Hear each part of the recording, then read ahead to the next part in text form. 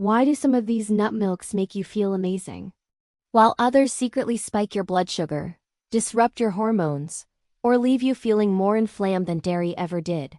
Today, we are breaking down every major nut milk on the market. We're going to rank them by health, by taste, by popularity, sustainability, and most importantly, how your body actually responds to them. By the end of this video, you'll know exactly which milk is right for you, and which one you should probably stop buying today. So, what are nut milks, really?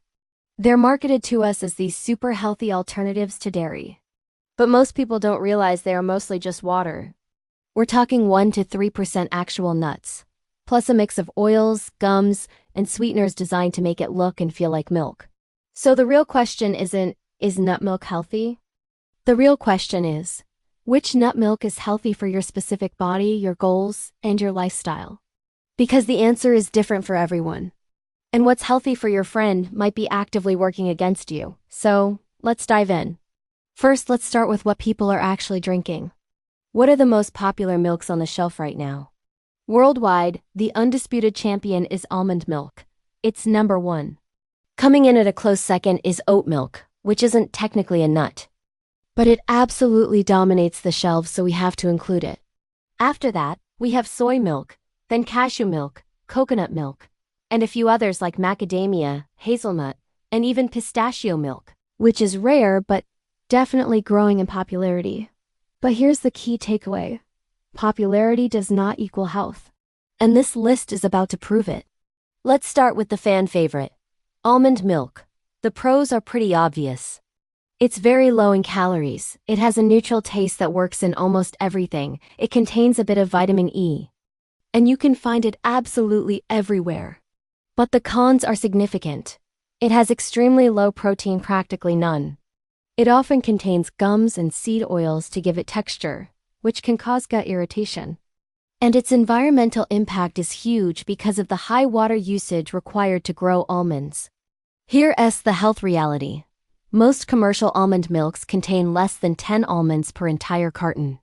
So here's a question you've probably never been asked. If almond milk has almost no protein and almost no fat, why do we think it's so nourishing? The truth is, it's best for people focused on weight loss, or who need a low-calorie base for smoothies.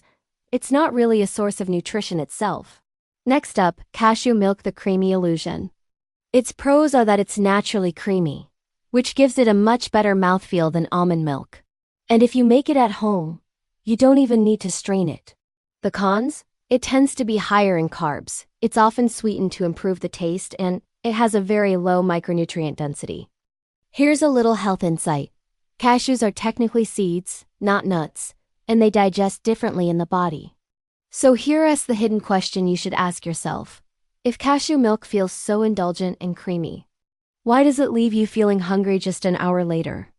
It's best used in coffee or sauces where you want that creamy texture without a lot of fat, but it won't give you lasting satiety. Now, let's talk about coconut milk, the metabolic booster.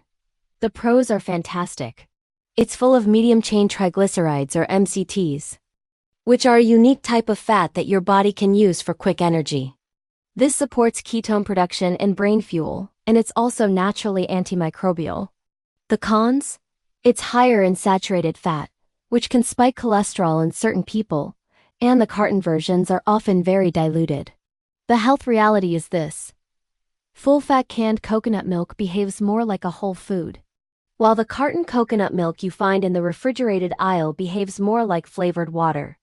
So the question no one asks is, are you drinking coconut milk for its actual health benefits or just for the idea of it?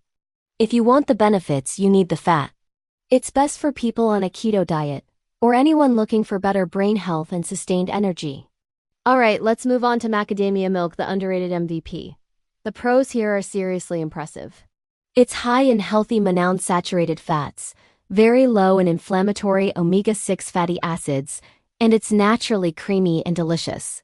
The fats are also very stable, meaning they are less prone to oxidation. The only real cons are that it's more expensive and can be harder to find. Here's the key health insight. Macadamia milk has one of the cleanest, most anti-inflammatory fat profiles of any plant milk out there. Which leads to a rare question. what if the healthiest milk isn't popular? Simply because it doesn't need a massive marketing budget to be good? It's fantastic for anyone dealing with inflammation or looking to support heart health and hormone balance. It's a true powerhouse. And now for the one everyone is talking about, oat milk, the sugar wolf in sheep's clothing. The pros are obvious. It's incredibly creamy, it's amazing for lattes, and it's pretty affordable. But the cons are a huge red flag for your health. It has a very high glycemic index, meaning it causes significant blood sugar spikes. It often contains inflammatory seed oils like canola or sunflower oil. And for many people, it's not truly gluten safe due to cross-contamination. The health truth is that for many people, oat milk turns into sugar in your bloodstream faster than a can of soda. This brings us to the question that people love to avoid. If oat milk spikes your insulin just like sugar, why is it so often labeled as heart healthy? The answer is marketing. Oat milk is best used as an occasional treat for its taste, but it should not be considered a daily health drink, especially if you have metabolic health concerns. Finally, we have soy milk, the most controversial one of them all. The pros are that it has the highest protein content of any plant milk, making it the closest nutritionally to dairy milk. The cons, however, are what make people nervous. It contains phytoestrogens, it's often made from GMO soybeans, and it can cause hormonal sensitivity for some individuals. The important health insight here is that soy doesn't affect everyone the same way. Your genetics play a big role. This leads to an uncomfortable but necessary question. Should a milk alternative have the potential to alter hormone signaling in your body at all? For some, it might be fine. For others, it's a risk. Soy milk is best for those needing high protein, like athletes, but only if you know your body tolerates it well. So, with all this information, how do you choose? I want you to start asking the questions that no one else is asking. Before you pick up that next carton of milk, ask yourself this: does this spike my blood sugar? You can even test it with a glucose monitor to see for yourself. Is it anti-inflammatory or is it inflammatory? Check the label for seed oils. How many ingredients does it have? Fewer is almost always better. Is it actually nourishing or is it just trendy? And most importantly, how does my body feel 1 or 2 hours after I drink it? Am I energized or am I tired and hungry? Health isn't about what's popular, it's about what your body recognizes as real food. So let's do our final ranking from healthiest to least healthy. Based on everything we've discussed, the overall health champion is macadamia milk. Coming in second is full-fat, clean-ingredient coconut milk. After that, a clean, unsweetened almond milk. Then, cashew milk. Soy milk is next, but its position really depends on the individual. And at the bottom of our health ranking is oat milk. The best nut milk for you is the one with the fewest ingredients and the one that gets the best response from your own body. It's that simple. If this video changed how you see the milk aisle, please share it. Someone you know is probably drinking sugar water right now, thinking it's a health food.